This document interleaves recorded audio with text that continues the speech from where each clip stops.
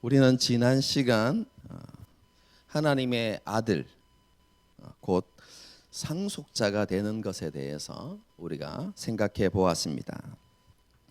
하나님의 아들이 되는 것은 율법을 통해서가 아니라 하나님의 언약을 통해서 이루어지는 것입니다.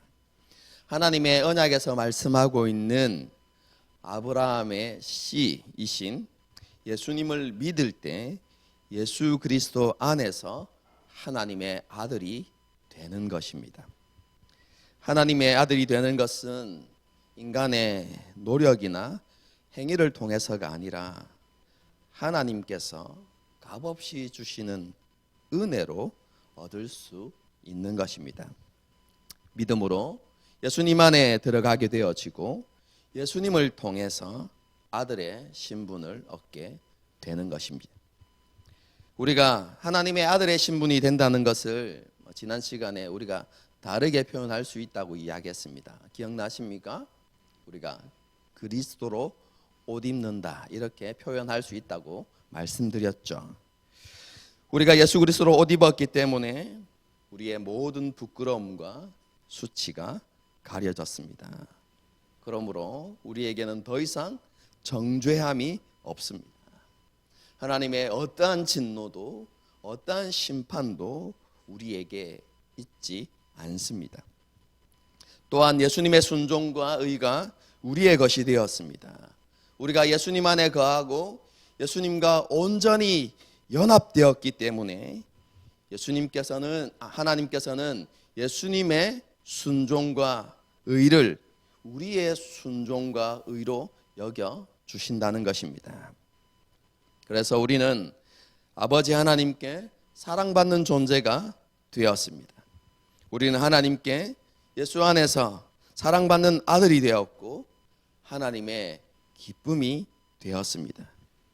이런 은혜를 받은, 이런 사랑을 받은 우리는 그리스도를 본받는 삶을 살아가야 합니다. 참 아들이신 예수님의 순종과 의를 사모하면서 그분을 쫓아가고 그리고 예수님을 닮아가는 삶을 살아가야 하는 것입니다. 이것이 우리가 지난 시간 살펴보았던 내용입니다. 이어지는 오늘 본문은요, 사도 바울이 믿음으로 아브라함의 씨가 되어지고 유업의 상속자가 된다는 것을 그 당시 로마의 관습을 통해서 설명하려는 그런 시도가 오늘 본문에 나타납니다. 그 당시 로마의 관습에 따르면 상속자는 만 14세가 되기까지 후견인과 청지기 아래에 있었고 그들의 통제를 받았습니다. 법적으로는 상속자로서 모든 것의 주인이었지만 아버지가 정한 때 곧 성년이 되어서 자신의 권리를 행할 수 있을 때까지는 후견인과 청지기 아래에 있어야 했던 것입니다.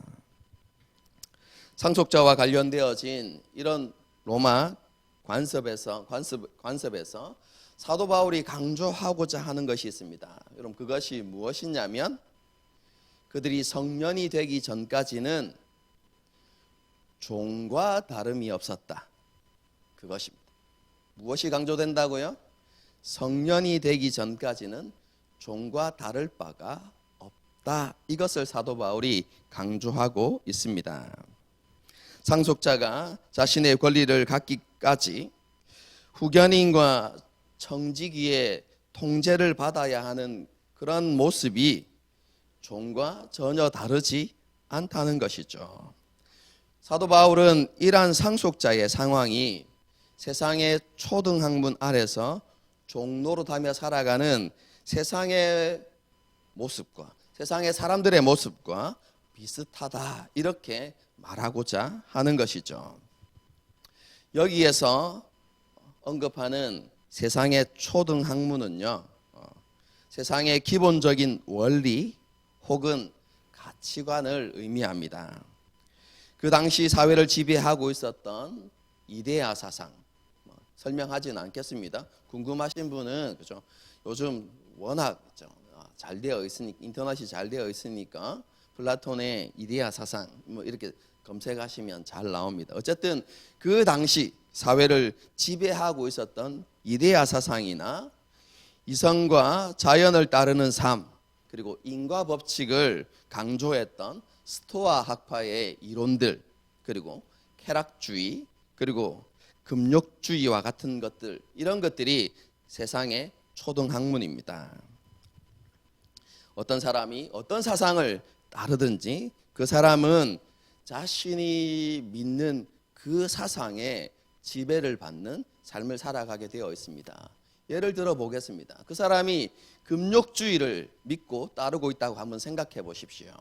여러분 그러면 그 사람은 어떤 삶을 살겠습니까?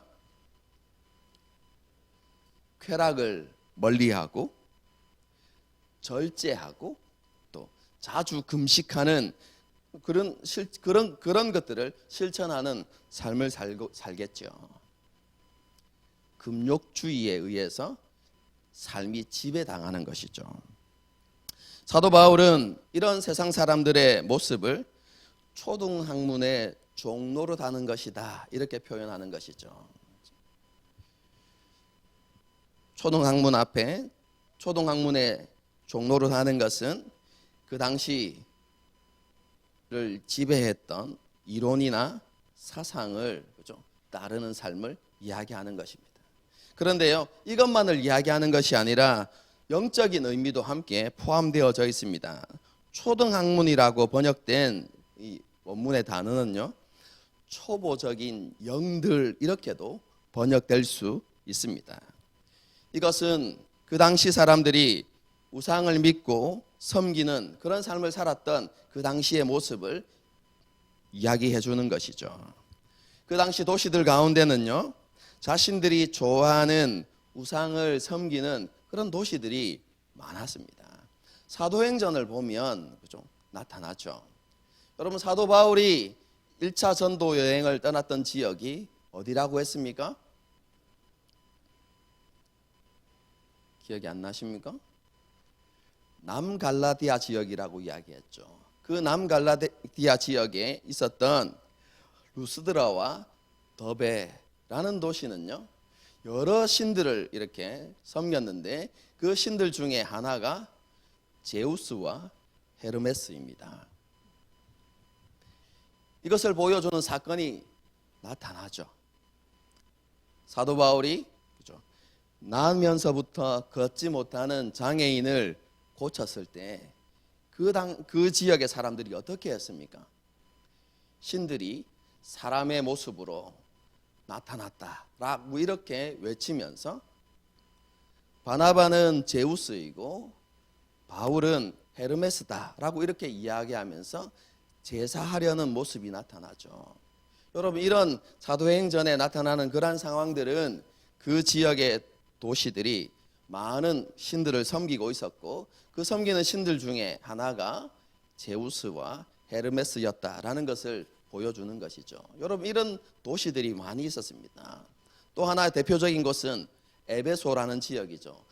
사도 바울의 3차 전도 여행의 핵심 지역이었던 에베소라는 도시. 그럼 그곳은 아데미 여신을 섬기는 지역이었죠.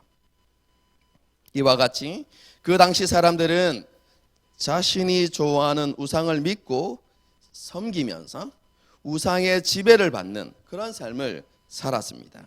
사도 바울은 이러한 우상 숭배적인 삶을 세상의 초보적인 영들에게 종노릇하는 것이다 이렇게 나타내는 것이죠. 그러므로 세상에 오늘 본문에서 나타나는 것처럼 세상의 초등학문 아래서 종노릇한다는 것은요, 그 당시 세상을 지배했던 가치관이나 이론들, 사상들 그리고 우상의 지배를 받는 삶을 살아가고 있는 그 당시 사람들의 모습을 나타내는 것이다 이렇게 이해하고 받아들이면 되겠습니다. 그런데요, 이런 우상 숭배적인 삶에서 유대인들이 예외가 될 수는 없습니다. 유대인들은 어떻게 이야기합니까? 우리는 우상을 섬기며 살아가는 것이 아니라 한 분 하나님이신 여호와 하나님을 섬기고 그리고 하나님께서 우리에게 주신 율법을 따라서 살아간다 이렇게 주장하죠. 하지만 사도 바울의 관점에 있어서 유대인들 역시 세상 사람들과 똑같이 종노릇하는 삶을 살아가고 있을 뿐이었습니다. 왜냐하면 예수 그리스도를 믿음으로 주시는 의를 거절하고 여전히 율법을 지킴으로 하나님 앞에서 의롭다함을 인정받으려고 노력하는 그런 삶을 살아가고 있기 때문에 그렇습니다. 한마디로 이야기하면 하나님의 뜻을 전혀 알지 못한 채 자신이 옳다고 생각하는 방법을 따라서 하나님을 섬기고 있고 율법을 지켜가고 있었던 것이죠.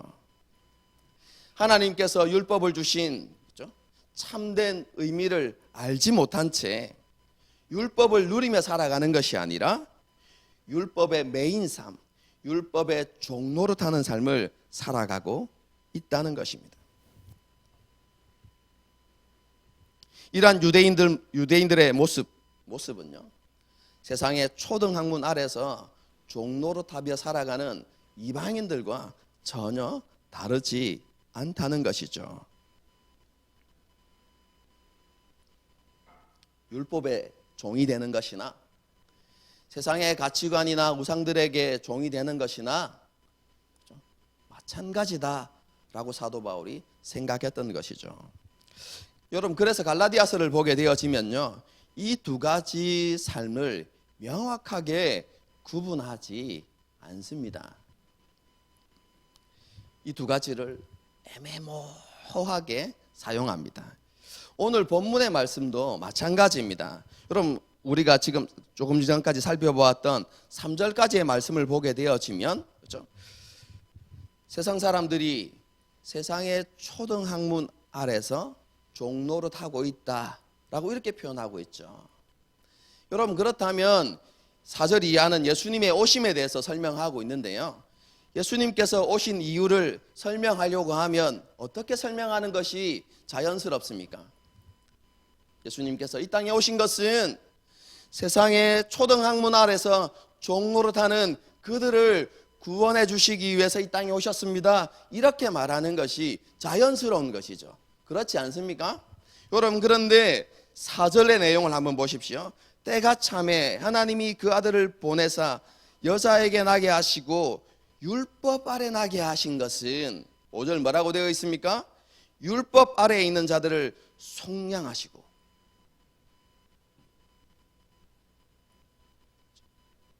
예수님께서 오신 목적이 뭡니까? 이유가 뭡니까? 율법 아래에 있는 자들을 속량하시기 위해서 오셨다는 겁니다. 여러분, 우리가 일반적으로 그냥 상식적으로 합리적으로 생각하면, 그렇죠? 예수님이 오신 목적이 율법 아래에 있는 자들을 속량하시기 위함이라면 앞에, 여러분, 그러면 그 이전에 예수님께서 오기 이전에 세상 사람들의 모습을 어떻게 설명해야 됩니까? 그들이 율법 아래서 종된 삶을 살아가고 있었습니다. 그래서 예수님께서 그것을 긍휼히 여기시고 그들을 자유케 하기 위해서, 율법에서 속량하기 위해서 예수님께서 오셨습니다. 이렇게 설명하는 것이 자연스러운 것이죠. 여러분, 그런데 갈라디아서를 보게 되어지면 그렇게 설명하는 것이 아니라 앞에서는 초등학문 이렇게 설명하고 있다가 뒤에는 율법 아래서 이렇게 설명한다는 것입니다. 사도 바울이 왜 이 두 가지를 분명하게 구분하지 않고 애매모호하게 이렇게 표현하고 사용할까요? 별로 관심이 없습니까? 저는 성경을 읽으면서 이런 것들을 보면 왜 이렇지? 이렇게 의문을 가지고, 그죠? 파기 시작하죠. 그리고 이해가 되지 않으면 잘 안 넘어갑니다. 그리고 그런 것들을 깨닫게 되면 정말 기쁘고 행복하고 막 이렇게 또 가르쳐주고 싶고. 그래서 여러분들 별로 관심이 없는데, 그죠? 저는 이런 것을 짚어가면서 여러분에게 설명하려고 노력하고 그런 일이 계속해서 반복되고 있습니다. 왜 사도 바울이 이 두 표현을 애매모호하게 섞어서 표현할까요? 여러분, 그것은요, 이 편지를 받아보는 갈라디아 교인의 상황과 깊은 관련이 있습니다. 여러분, 그들은 이전에 어떤 삶을 살았습니까? 초등학문 아래서 종노릇하는 삶을 살았습니다. 그런데 그들이 예수님을 믿고 이제 그 초등학문에서 종노릇하는 것을 벗어나서 어떻게 되었습니까? 자유인이 되었고 하나님의 아들이 되었습니다. 그런데 그들에게 어떤 사람들이 나타났습니까? 거짓 교사들이 나타났습니다. 그리고 그들을 어떻게 하고 있습니까? 율법 아래서 종노릇하며 살아가고 있는 유대인의 삶으로, 그렇죠? 여러분, 그런 유대인의 삶으로 그들을 이끌어 가려고 하고 있는 것이죠. 그래서 사도 바울은요, 그 율법 안에서 종노릇하며 살아가는 그 삶이 뭐가 다르지 않다고요?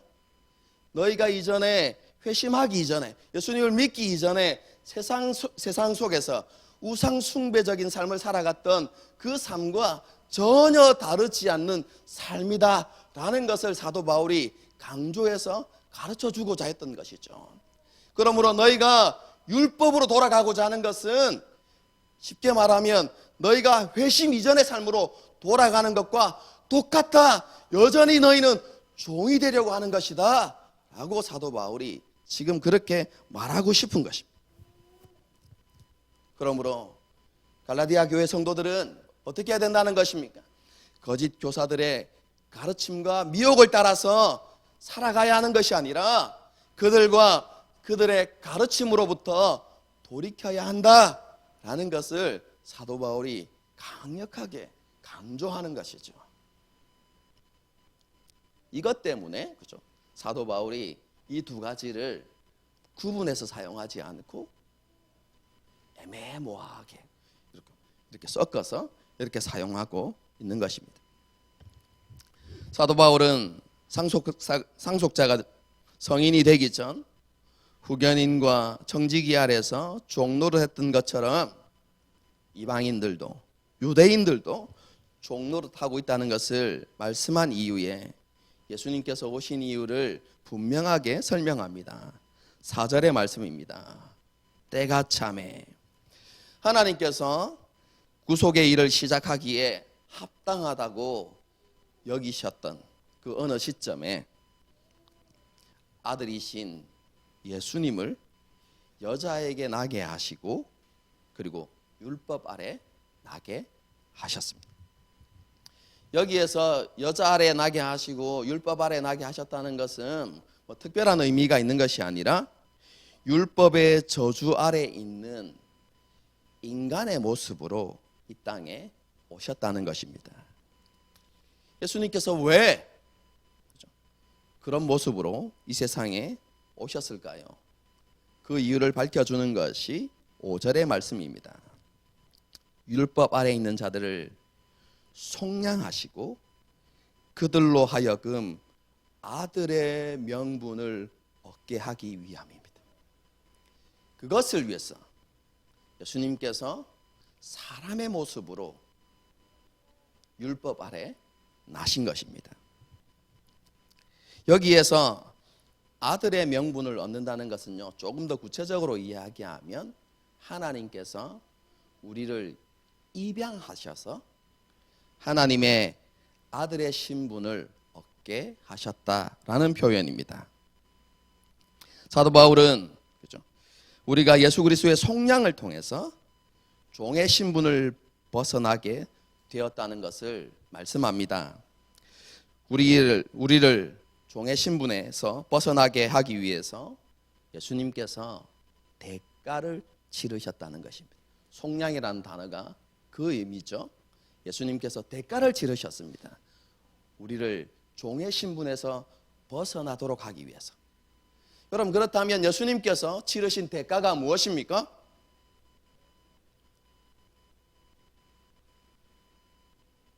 그게 4절의 말씀입니다. 사람의 모습으로 오셔서 예수님께서 우리 대신 종이 되셨다는 것입니다. 예수님께서 우리 대신 종의 자리에 들어가시고 우리는 그 종된 신분에서 우리를 자유케 해주신 것입니다. 여러분, 그것을 말씀하고 있는 것이 4절과 5절의 말씀입니다. 로마서에서는 이것을 조금 다르게 표현하죠. 우리는 죄를 주인으로 섬기며 살았습니다. 그런데 예수님께서 우리를 그 죄로부터 자유케 하기 위해서 대가를 치르시는데 그 대가가 무엇이라고 이야기합니까? 예수님의 자신의 생명이신 거죠. 왜 그렇습니까? 죄의 결과가 죽음이기 때문에 그렇습니다. 죄의 종이었던 우리를 자유케 하기 위해서 예수님께서 자신의 생명을 대가로 치르신 것처럼, 그죠? 동일하게 오늘 본문에서 말씀하는 게 무엇입니까? 우리를 종의 신분에서 우리를 건져내시기 위해서 예수님께서 친히 우리 대신에 종이 되셨습니다. 지금 이렇게 말씀하고 있는 것이죠. 놀라운 은혜이지 않습니까? 여러분, 그런데 하나님께서 우리에게 주신 은혜는요, 종의 신분에서 우리를 자유인으로 바꾸시는 그것으로 끝나는 것이 아니라 우리를 입양해 주셔서 하나님의 아들이 되게 하셨다는 것입니다. 이것이 하나님께서 저와 여러분에게 베푸신 은혜인 것입니다. 여러분, 그렇다면 우리가 하나님의 아들이 되었다는 것을 어떻게 알 수 있습니까?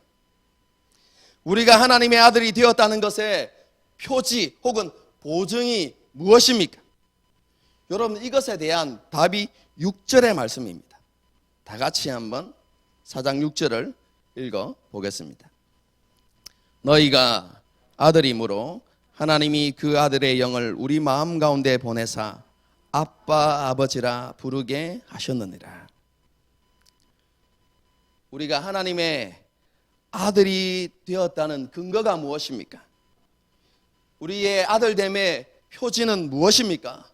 바로 성령님이시다라고 이렇게 이야기하는 것입니다. 그리고 아들됨의 표지이신 그 성령님께서 우리 안에 역사하셔서 우리로 하여금 하나님을 아빠 아버지라고 그렇게 부르게 하신다, 이렇게 말씀합니다. 성령님은 우리의 아들됨을 확증하고 또 우리로 하여금 아들로 살아갈 수 있도록 우리를 인도하시는 것입니다. 그러므로 결론인 7절의 말씀처럼 우리는 더 이상 종이 아니라 하나님의 아들입니다. 하나님의 아들이기 때문에 상속자로서 하나님의 나라를 유업으로 받을 수 있게 된 것입니다. 여기까지가요, 오늘 본문의 내용인데요. 길게 설명했지만 요약하면 이렇습니다. 우리가 이전에는 종이었습니다. 그런데 그리스도의 속량을 통해서 우리가 자유인이 되었고, 아버지 하나님께서 우리를 입양하심을 통해서 아들의 신분을 얻게 되었습니다. 하나님께서는 아들인 우리의 마음 가운데 아들의 영, 곧 성령을 보내주셔서 우리로 하여금 아빠 아버지라고 그렇게 부르짖게 하신다는 것입니다. 굉장히 단순한 내용이죠. 여러분, 이런 본문의 내용 가운데서 우리가 조금 더 깊이 생각하고 묵상해야 될 내용이 무엇이겠습니까? 여러분, 그것은요, 하나님의 아들 된 그리스도인의 가장 중요한 특징, 그럼 그것은요, 성령의 내주라는 사실입니다. 여러분, 이것을 뒤집어서 말하면 이렇게도 설명할 수 있습니다. 그 안에 성령이 없는 사람, 혹은 성령의 인도하심을 받지 못하는 사람은 그리스도인이 아니다.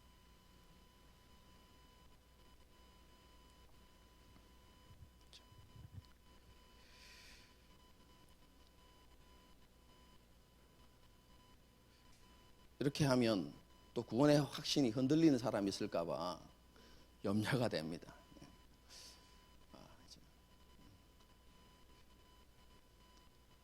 성령의 내주, 성령이 내주하지 않는 사람, 성령이 계시지 않는 사람, 여기까지는 그래도 내가 어느 정도 성령이 내 안에 계신 것 같아, 이렇게 생각은 할 수 있는데, 성령의 인도하심을 받지 못하는 사람은 그리스도인이 아닙니다, 이렇게 이야기하니까 헷갈리기 시작하네. 나는 성령의 인도하심을 받으며 살아가는 게 아니라 내 마음대로 살고 있는데.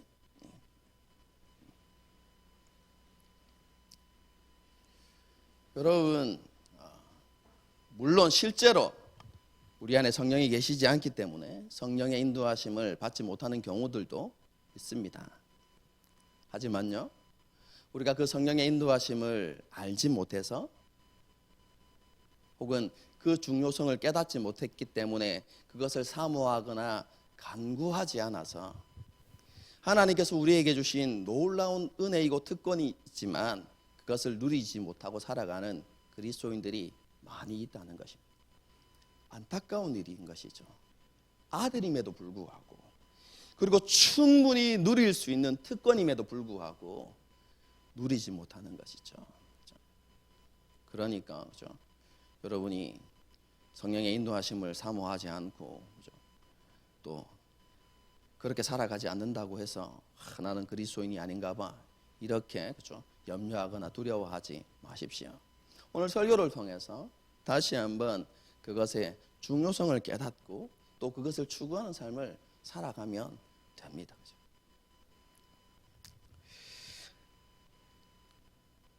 참으로 안타까운 것은 우리들뿐만 아니라 많은 그리스도인이 성령의 인도하심을 받는 삶이 무엇인지 알지 못하고 경험하지 못하고 살아갑니다. 여러분, 그런데요, 우리가 성경을 자세히 읽어보면요, 성령님과 관련되어진 모든 가르침은 교리적인 개념이 아닙니다. 성령님의 오심은 매우 실제적이고 경험적이다라는 것을 우리가 알 수 있습니다. 그럼 성령께서 하시는 일이 무엇입니까? 그것은 하나님의 사랑을 알게 하는 것입니다.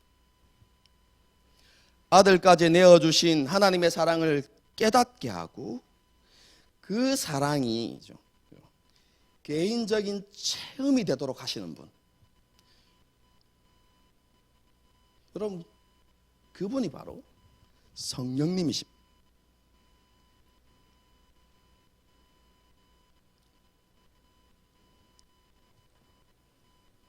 하나님께서 날 사랑하셔서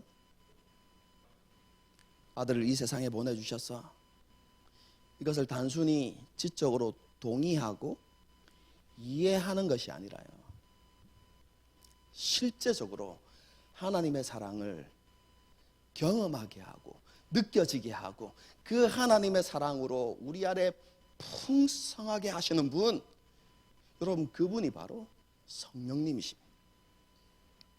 십자가에 죽으신 예수님의 죽음이 성령님을 통해서 자신을 위한 죽음이라는 것을 깨닫게 하는 것입니다. 온 세상을 위한 죽음이지만 동시에 나를 사랑하사 나를 위하여서 예수님께서 자신의 몸을 내어주셨다는 것을 알게 하고 확신하게 하는 것이죠. 하나님의 사랑을요, 지적으로 깨닫게 하는 것뿐만 아니라 감정적으로 느껴지게 하고 실제적으로 경험되어지게 하셔서 하나님의 사랑에 완전히 감화되도록 하시는 분이 바로 성령님이라는 사실입니다. 여러분, 사도 바울은 이 놀라운 진리를 로마서에서 이렇게 이야기합니다. 우리에게 주신 성령으로 말미암아 하나님의 사랑이 우리의 마음에 부은 바 됨이니. 성령님은요, 하나님의 사랑과 예수님의 십자가 죽음을 주관적인 경험이 되게 하시고 그것에 대한 분명한 확신을 가지게 하십니다.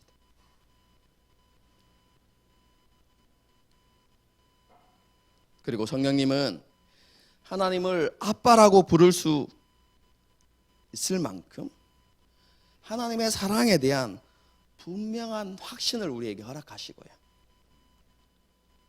그리고 하나님과 그런 아빠와 자녀로서의 그런 친밀한 관계를 누리며 살아갈 수 있도록 우리를 감화하시고 감동하시고 우리를 그런 자리로 이끌어 가시는 것입니다.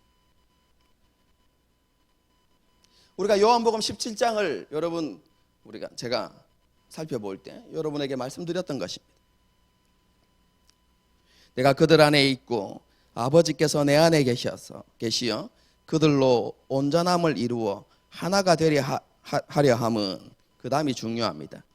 아버지께서 나를 보내신 것과 또 나를 사랑하심 같이 그들도 사랑하신 것을 세상으로 알게 하려 함이로소이다.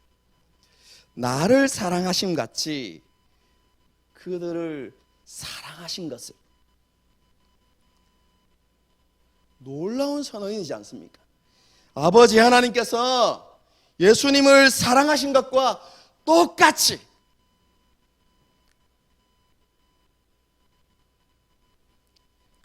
우리를 사랑하신다는 그 예수님의 선언. 여러분, 이 예수님의 말씀을 확신하게 하시는 분이 누구이십니까? 그럼 성령님이십니다. 우리는 성령님을 통해서 하나님의 사랑에 대한 확신을 가지고 예수님께서 아버지 하나님과 누리셨던 그 친밀함을 누려갈 수 있는 것이죠. 예수님께서 하나님을 향하여서 아빠 이렇게 부르셨던 것처럼 우리 역시 하나님을 그렇게 부르면서 살아갈 수 있게 하시는 분이 바로 성령님이시라는 것입니다.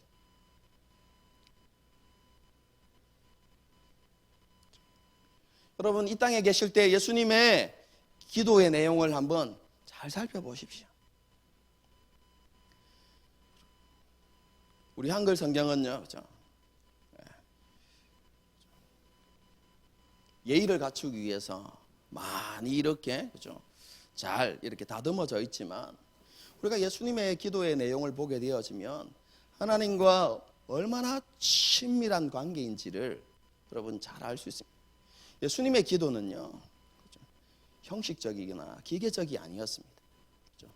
우리가 대표 기도하는 것처럼 거룩하시고 전능하시고 그렇죠? 우리를 사랑하시는 하나님 아버지 이렇게 기도하지 않으셨어요.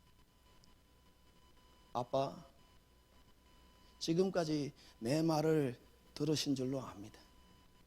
그리고 또 들으실 줄로 알아요.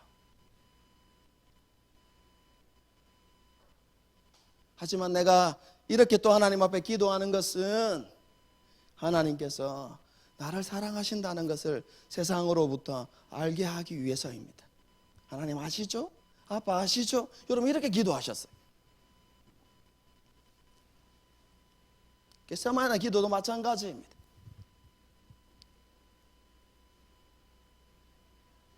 이 힘들고 어려운 상황을 벗어나고 싶습니다. 그렇게 해주실 수 없나요? 하지만 아버지의 뜻대로 되기 원합니다.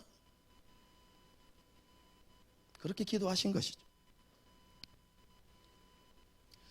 성령님은요, 우리를 그런 기도의 자리로 이끌어 가시는 분이십니다. 기계적이고 형식적으로 하나님 앞에 기도하게 하는 것이 아니라 그분이 정말로 우리를 사랑하시는 아빠 하나님이심을 확신하게 하셨어요.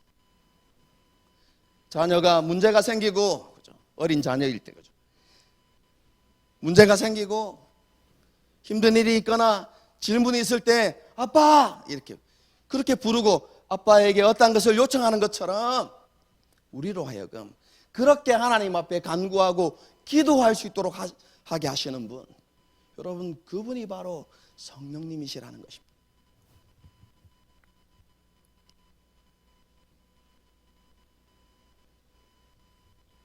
성령님은요, 하나님의 그 친밀한 임재를 경험하게 하시고 또 하나님과 그 친밀한 교제로 우리를 이끌어 가시는 분이십니다. 이것은 이론이 아니고 실제입니다. 그럼 지난주 설교와 관련해서 한번 생각해 봅시다. 지난 주일 우리는 아들의 신분을 얻었다는 표현 속에서 우리가 참 아들이신 예수님을 본받고 닮아가야 한다는 의미가 함께 포함되어 있다는 것을 여러분 생각해 보았습니다. 그리고 그런 삶을 살아가기 위해서 어떻게 해야 된다고 했죠? 우리가 날마다 말씀 안에 거하는, 다르게 표현하면 예수님 안에 거하는 삶을 살아야 한다고 했습니다. 그리고 예수님 안에서, 말씀 안에서 한결같고 끝이 없는 영원한 하나님의 사랑을 공급받을 때에 우리는 비로소 열매 맺는 삶, 예수님을 본받고 예수님을 닮아가는 삶을 살아갈 수 있다고 제가 지난 시간에 그렇게 설교했죠.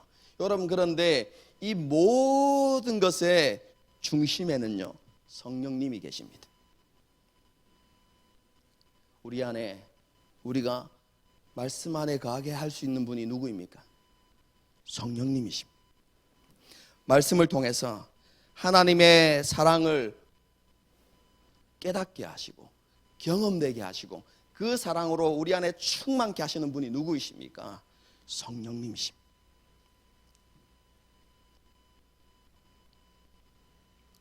말씀이 우리의 삶 가운데 살아서 역사하게 하는 분은요, 바로 성령님이십니다.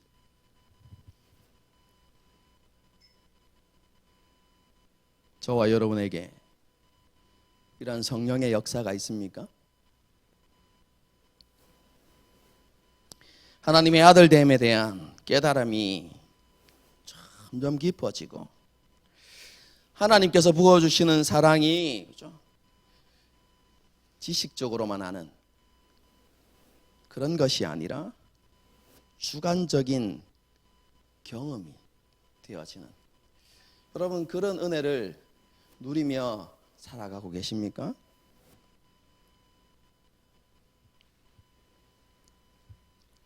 왜 우리가 성령을 통하여 주시는 이 놀라운 은혜를 실제적으로 누리며 살아가지 못하는 이유가 도대체 무엇이겠습니까? 다르게 표현하면 우리가 그 성령의 그 놀라운 실제적인 역사를 누리며 살아가기 위해서 우리가 어떻게 해야 되겠습니까? 그럼 가장 먼저 우리의 인식의 변화가 일어나야만 합니다. 조금 전에 말씀드렸던 것처럼 성령님과 성령의 일하심은요, 교리적인 가르침이 아닙니다.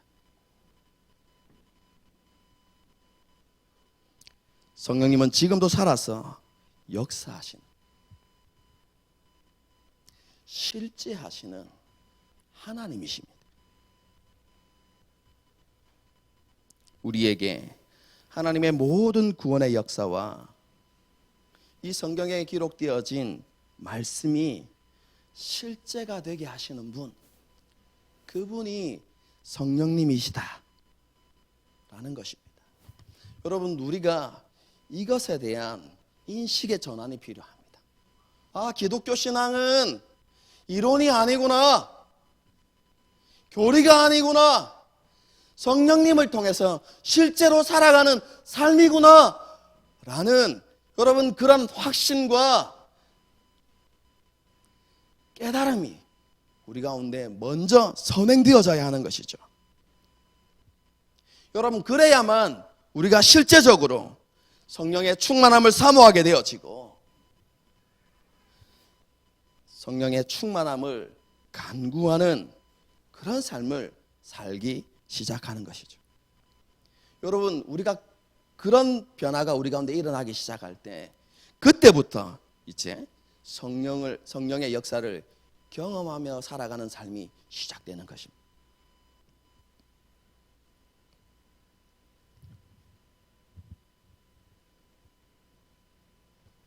그리고 하나님의 아들됨을 더 풍성히 누리기 위해서는요, 시간을 내어서 예수님에 대해서 그리고 예수님께서 이루신 모든 일들을 공부하고 깊이 묵상하는 것이 필요합니다. 그런데 공부하고 묵상하는 것으로 끝나면 안 됩니다, 여러분. 반드시 그 공부와 묵상은 기도로 이어져야만 합니다. 우리가 공부하고 묵상했던 그 모든 것들이 성령을 통하여서 우리에게 실제가 되도록 하나님 앞에 간절히 기도해야 되는 것이죠.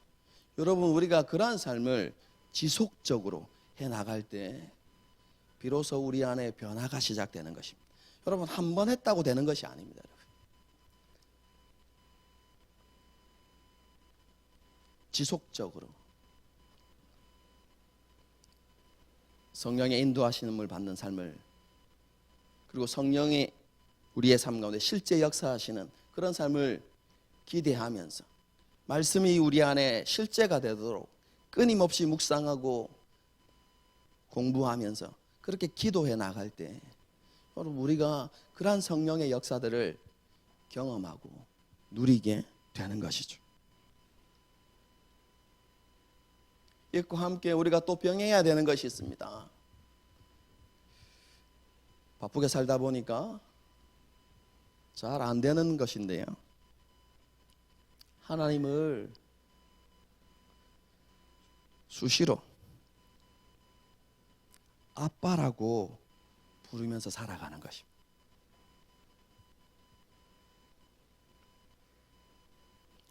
매일의 삶 속에서 하나님의 사랑을 기억하고 아빠 하나님, 이렇게 부르는 일을 자주 반복해야 합니다.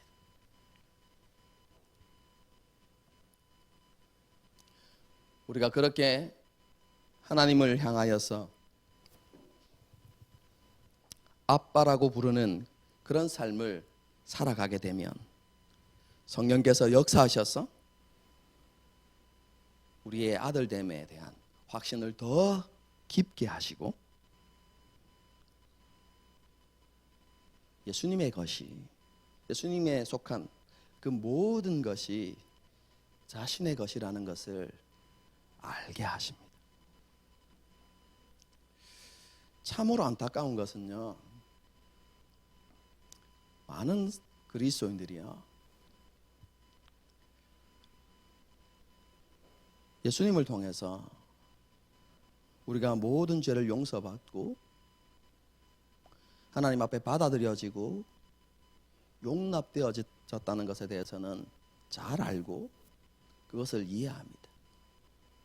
하지만 예수님께서 이루어 놓으신 그 모든 것, 혹은 예수님께서 이 땅에서 살아가셨던 그 모든 삶이 우리의 것이라는 사실, 우리도 그런 삶을 살아갈 수 있고 예수님께서 누리셨던 그 모든 놀라운 특권을 여러분 마음껏 사용하면서 살아갈 수 있다는 이 진리에 대해서는 우리가 너무나 무지한 것을 보게 됩니다. 여러분, 우리가 아들이 되었습니다. 예수님의 모든 것은 우리의 것입니다. 그런데요, 이 모든 것이 성령을 통해서 우리가 누릴 수 있는 하나님의 은혜입니다.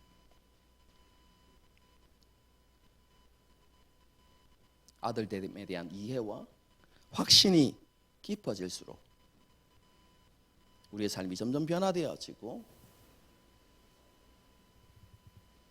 성령께서 역사하시는 그런 삶을 살아갈 수 있게 됩니다. 여러분, 이러한 변화가 우리에게 일어나야 하지 않겠습니까?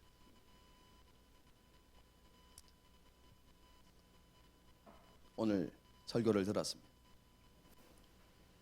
내일부터 미루지 말고요, 오늘부터 성령의 충만을 사모하고 또 성령의 충만을 간구하는 그런 우리가 됩시다. 그리고 그죠? 안 하고 싶은데 해야만 하는, 그죠? 반복하기 때문에 여러분에게 잔소리처럼 여겨지는 말씀을 읽고 묵상하고 공부하고, 그럼 그런데 그것으로 끝나는 것이 아니라 그 말씀이 내 안에 실제가 되도록 성령의 도움을 구하는 삶, 그리고 삶을 살아가면서 그냥 괜시리 한번 아빠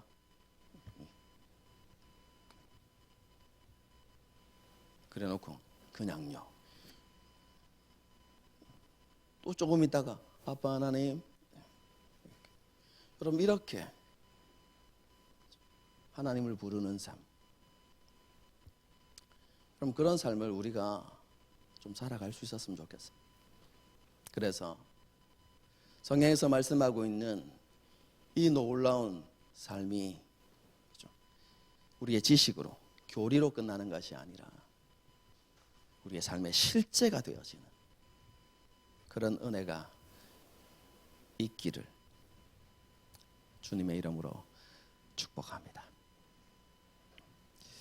이 시간 함께 찬양하고, 그렇죠? 말씀을 따라서 기도했으면 좋겠습니다.